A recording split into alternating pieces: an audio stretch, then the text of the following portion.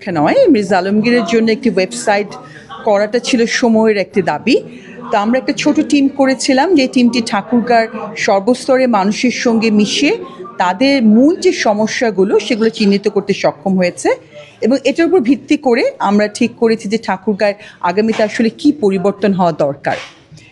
এসব কারণ চিন্তা করে এই ওয়েবসাইটটি তৈরি করা হয়েছে, যেখানে মির্জা আলমগীরের জীবনী, মির্জা আলমগীরের ঠাকুরগাঁর জন্য যে কাজ সেগুলি লেখা হয়েছে।